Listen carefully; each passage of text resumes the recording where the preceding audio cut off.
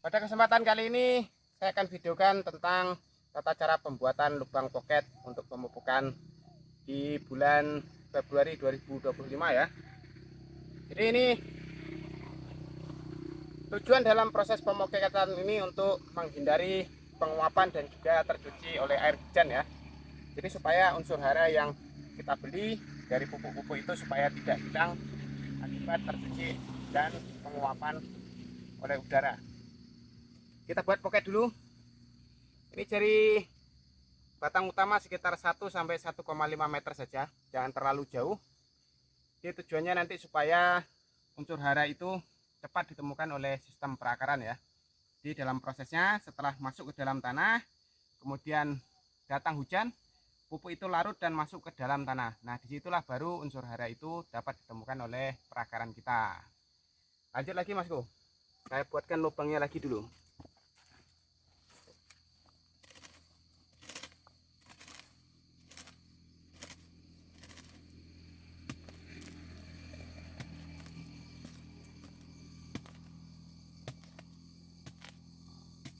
Nah, seperti ini saja sudah cukup. Di kedalaman 5-10 cm itu sudah cukup untuk memasukkan 4,5 kg dibagi 4 lubang Mas Bro. Jadi tidak terlalu besar saja, yang secukupnya. Setelah pupuk dimasukkan, kemudian tanah cangkulan ini kembali digunakan untuk menutup pupuk yang sudah dimasukkan. Nah, itu tujuannya untuk mengunci unsur hara yang kita berikan masuk ke dalam tanah kita ya. Jadi tidak ada lagi yang namanya penguapan dan tercuci. Penguapan dan tercuci itu merupakan sebuah kehilangan unsur hara yang cukup besar kalau dalam proses pemupukan ini ya. Hilangnya unsur hara maka akan mempengaruhi produktivitas kelapa sawit kita. Yang harusnya kita dapat mengejar 30 ton per hektar per tahun, karena faktor penguapan dan tercuci, maka pendapatan 30 ton per hektar per tahun itu tidak kita dapatkan karena kesalahan kita sendiri. Akibat proses pemupukan yang kita tebar ya. Dengan metode pemupukan ditebar itu 40% pupuk unsur hara, nitrogen dan kalium itu akan hilang akibat penguapan dan tercuci. Sementara fosfat akan hilang 20%. Itu akibat tercuci oleh air hujan ya. Kalau untuk penguapan, fosfat itu tidak mengalami penguapan. Lanjutkan Mas ya. Saya lubangkan dulu. Sudah 2 lubang. Ini lubang ketiga.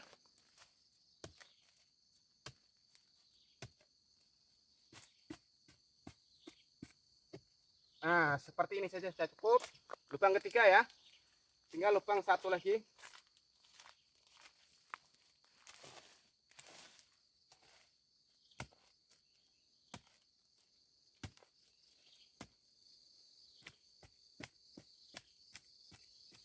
Nah, cukup. Jadi dalam satu batang itu 4 lubang saja sudah cukup. Karena di pemupukan selanjutnya lubang baru akan dibuat. Jadi dalam 1 tahun pupuk itu tetap akan melingkari batang kelapa sawit kita. Kalaupun mau dibuat 6 lubang itu boleh-boleh saja Masku. Yang penting di dalam prosesnya tata caranya itu benar. Setelah pupuk dimasukkan maka tanah kembali ditutupkan kembali. Nah, itu fungsi pemupukan poket, supaya unsur hara yang kita berikan itu tidak hilang ya Masku. Nah, untuk ngecek yang lainnya Masku, kita cek yang sebelah sana yang sudah dibuat lubang poketnya.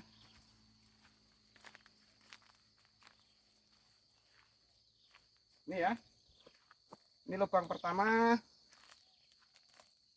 ini lubang kedua, ini lubang ketiga, dan di sebelah sana lubang keempat. Jadi satu batang itu memang setiap pemupukan dilakukan 4 lubang poket untuk per batangnya. Jadi untuk menjaga unsur hara yang kita berikan itu tetap terkunci di dalam tanah, sehingga semua unsur hara yang kita berikan itu dapat diserap oleh kelapa sawit kita. Itu kunci keberhasilan dalam berkebun kelapa sawit Masku. Kalau dengan metode sistem tebar, sebenarnya kita mengalami kehilangan unsur hara yang cukup besar. 40% di nitrogen dan kalium, 20% di fosfatnya hilang. Kemudian di unsur hara boron sebaiknya juga dilakukan pemoketan di tepat di bawah bonggolnya ya, di lubangan kecil, kemudian masukkan boratnya, pendam. Itu kalau main pupuk tunggal. Kalau main pupuk NPK, karena borat itu sudah ada di kandungan NPK-nya, jadi sudah ikut terpoket di lubang poketnya ini. Jadi tidak perlu lagi menambahkan unsur hara boronnya juga. Ini yang sisa akhir buah TM2 Mas Bro. Ya masih lumayan lah. Bunga jantan juga, bunga betina ya Mas Bro, sudah keluar kembali. Itu pertanda kalau produktivitasnya masih oke. Stok terakhir 4 bulan terakhir TM2. Satu batang. Cek yang lainnya lagi, karena dalam proses pemupukan ini memang harus benar-benar valid. Kalau memang melakukan pocket berarti memang dibuat lubang semuanya Mas Bro. Kalau cuma 1-2 hanya demi konten itu nggak baik ya. Jadi trik yang saya ajarkan ini memang benar-benar saya lakukan, memang benar-benar saya terapkan sedari awal TBM hingga TM2 ini. Pemupukan memang selalu sistem pocket Mas Bro. Kita cek lagi.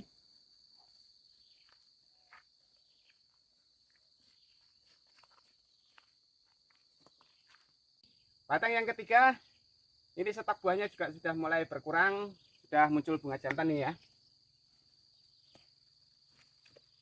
Ini. Jadi ini menandakan bahwa satu buah TM sudah berakhir. Bunga jantan ini biasanya keluar satu spiral, kemudian baru disusul bunga betina kembali. Ini sebenarnya yang keliru ya Mas Bro ya. Ini harusnya keluarnya terakhir saja, jadi waktu penyerbukan itu jadi. Ini kalau keluar yang pertama kayak gini, nanti kalau yang lainnya bunga jantan itu tidak keluar, websitenya kena nanti Mas Bro. TM2 berakhir, mudah-mudahan masih bisa lah ngejar 6 ton untuk 4 bulan terakhir ini. Ini yang batang ketiga yang pocket ya. Kita cek ke atas lagi.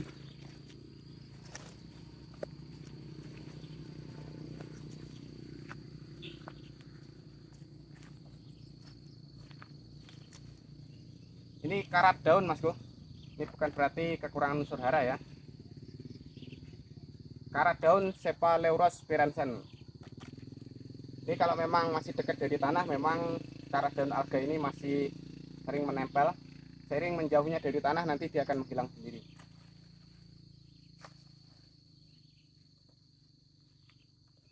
Ya. Ini batang yang keempat. Jadi di sini juga masih tetap dilakukan pocket. Sini Mas Bro. Mungkin di antara teman-teman itu ada yang bertanya, Mas, kalau sistem pocket itu pupuknya tidak terurai Mas, berbeda dengan sistem tabur. Kalau ditabur itu dalam 4 bulan pupuknya sudah hilang. Kalau dalam sistem pocket pupuknya masih ada. Ini saya tunjukkan. Ini karena kemarin lubang pocketnya di sini ya. Ini lubang baru yang saya buat. Kita bongkar dulu. Nah, ini dia. Nah, ini pupuknya ya. Jadi pupuk yang tersisa ketika kita melakukan pemupukan pocket, kemudian 4 bulan kemudian itu masih ada pupuknya. Di sini yang tersisa itu adalah unsur hara fosfat. Ini ya. Yang berwarna putih ini adalah unsur hara fosfat, dan yang berwarna kuning ini adalah bahan baku pengikatnya antara unsur hara, nitrogen, fosfat, dan kalium sebagai bahan pembawanya. Jadi yang tersisa di dalam ini adalah unsur hara fosfat dan media tanah liat yang digunakan untuk pengikat unsur haranya. Jadi jangan khawatir, kalau unsur hara fosfat memang di dalam proses larutnya itu lama ya. Jadi dalam waktu 4 bulan belum tentu habis, masih tersisa seperti ini. Tetapi untuk unsur hara nitrogen dan kaliumnya ini sudah diserap dengan baik. Jadi sudah larut di dalam media tanahnya. Kalau yang masih dalam bentuk granular ini adalah unsur hara fosfat dan liatnya. Jadi perlu dipahami, kalau di dalam sistem tebar, karena berada di dalam permukaan tanah ya, biasanya unsur hara fosfat ini tanpa sadar kita waktu panen terinjak-injak, waktu ada hujan dia larut mengikuti arus air hujan ya. Jadi ketika ditebarkan itu memang menghilang, tetapi di dalam prosesnya memang dalam sistem tebar itu kita kehilangan unsur hara yang cukup banyak. Jadi di pocket tetap aman, pupuknya masih ada. Sepanjang masih di dalam tanah ini, maka kelapa sawit kita masih dapat menyerap unsur haranya dengan baik. Jadi jangan khawatir kalau dalam proses pemupukan pocket itu pupuknya masih ada setelah 4 bulan. Ini yang tersisa adalah unsur hara fosfat dan juga bahan pembawa liat dari pupuk NPK ya. Kita masukkan lagi Mas. Jadi ini jauh lebih efektif daripada sistem tebar.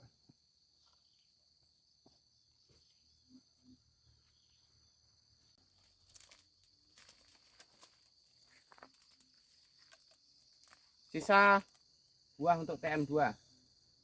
Target 6 ton 4 bulan ke depan mudah-mudahan tercapai Mas Bu. Kita cek keliling.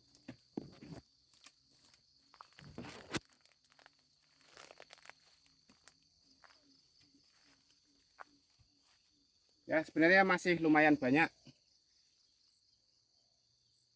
Mudah-mudahan masih bisa lah untuk stok 4 bulan ke depan, target 6 ton.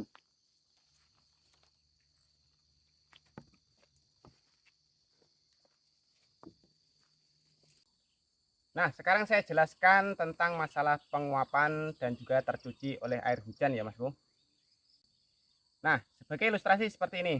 Teman-teman dalam 1 tahun itu memakai urea 2,5 kg, KCL 4 kg, dan TSP-nya 1,5 kg. Itu per batang per tahun semuanya Mas Bro. Nah, di dalam proses penguapan dan tercuci itu terjadi pengurangan unsur hara sebanyak 40% akibat penguapan dan tercuci. Nah, yang pertama dulu ya Mas Bro. Kita bahas tentang urea akibat dari penguapan 40% unsur hara nitrogennya. Dari pemakaian urea 2,5 kg itu 2.500 dikali dengan 46% itu ketemu unsur hara nitrogennya 1.150 gram.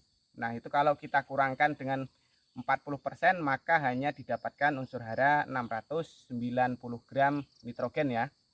Jadi 690 gram itu setara dengan kita memberikan urea sebanyak 1,5 kg, itu didapatkan unsur hara nitrogen 690 gram. Nah, itu baru di unsur hara nitrogennya. Kemudian di unsur hara kalium di KCL. Ketika teman-teman itu memberikan pupuk KCL sebanyak 4 kg per batang per tahun, kita kalikan dengan kadar 60%, itu didapatkan unsur hara kaliumnya 2.400 gram. Dikurangi 40% akibat penguapan dan tercuci. Nah, itu hanya tersisa 1.440 gram unsur hara kalium. Jadi lumayan banyak Mas Bro hilangnya. Nah, untuk 1.440 gram itu setara dengan pupuk KCL 2 kg 4 on Mas Bro. Jadi 2.400 dikali 60% itu ketemunya 1.440 gram. Nah, itulah yang menyebabkan potensi TBS kita itu tidak sesuai dari rekomendasi Balai Benih ya. Kenapa Mas Bro? Karena unsur haranya memang hilang, apalagi di unsur hara kalium sangat berpengaruh terhadap besar tandan, ukuran tandan, dan juga berat tandan. Nah, itulah yang menjadi potensi kerugian akibat penguapan dan tercuci. Nah, yang terakhir Mas Bro, di pupuk TSP. Di TSP diilustrasikan bahwa teman-teman itu memakai 1,5 kg per batang per tahun untuk TSP-nya ya. Jadi kalau di pupuk TSP itu di dalam proses sistem tebar, karena dia tidak mengalami penguapan, hanya berkurang sekitar 20% Mas Bro. 1,5 kg dikali 46% itu ketemunya 690 gram. Nah, jika dikurangi 20% maka hanya tersisa 552 gram Mas Bro. 552 gram itu setara dengan 1 kilo 2 on. Dikali dengan 46% maka ketemunya 552 gram. Jadi di sini kehilangan unsur hara fosfatnya sebanyak 300 gram. Itu akibat tercuci oleh air hujan. Jadi untuk unsur hara fosfat sendiri tidak mengalami penguapan ya Mas Bro. Jadi di sini teman-teman harusnya memahami dari penggunaan 2,5 kg urea itu per batang per tahun, apabila kita hanya menyebarkan saja, maka yang dapat diserap oleh kelapa sawit kita itu hanya 1,5 kg. Nah, itu sudah berpengaruh terhadap fotosintesis daun kelapa sawit kita nantinya. Kemudian di unsur hara KCL kalium ya, dari 4 kg yang kita tebarkan per batang per tahun itu tercuci dan menguap 40%, itu tinggal menyisakan 2 kg 4 on.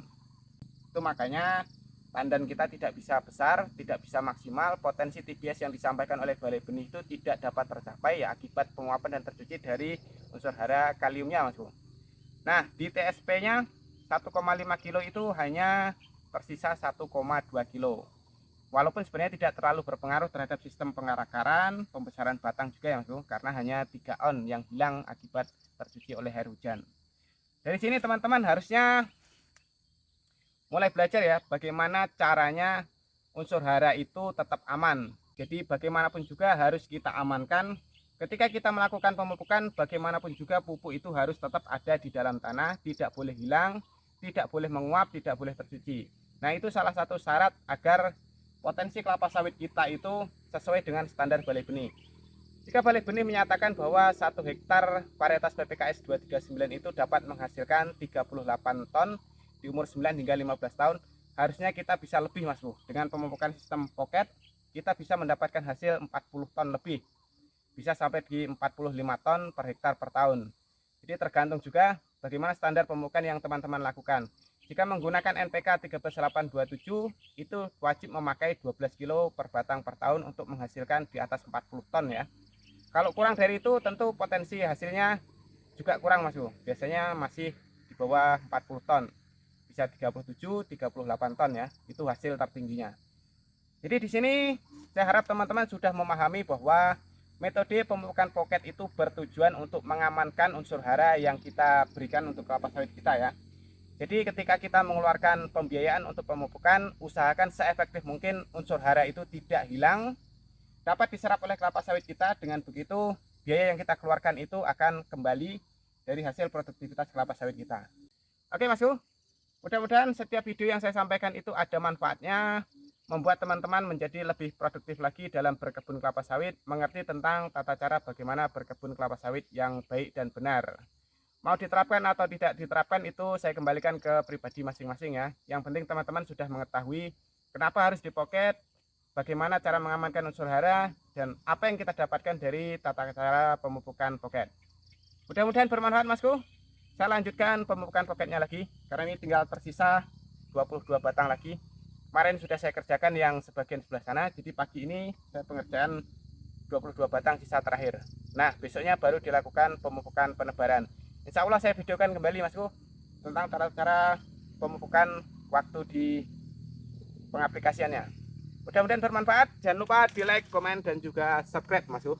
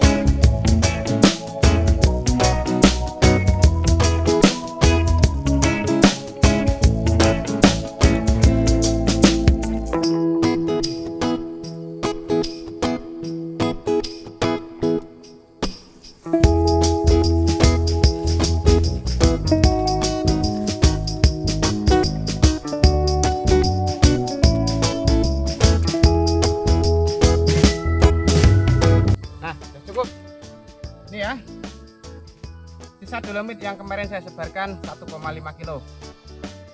Jadi hari ini pembuatan lubang pocket, besok kita lakukan penyebaran kisrit dahulu. Setelah kisrit disebarkan selesai 1-2 hari 3 hari kita lanjutkan dengan NPK sistem pocket. Jadi karena kisritnya ditebar di permukaan ya Mas Bro, bagian ada yang dimasukkan dalam lubang, bagian lagi disebarkan. Jadi tujuannya supaya lebih efektif. Kalau kisrit kita masukkan ke dalam lubang pocket, karena di sini perakarannya terputus ya, jadi untuk penyerapannya tidak akan maksimal. Jadi sebaiknya disebarkan saja di sekelilingnya, supaya ketika magnesium itu terserap, kemudian disusul oleh nitrogen, jadi tidak menyebabkan kegagalan pembentukan zat hijau daun. Daun kita tidak akan menguning Mas Bro. Oke ya, mulai ngos-ngosan. Kita lanjutkan lagi.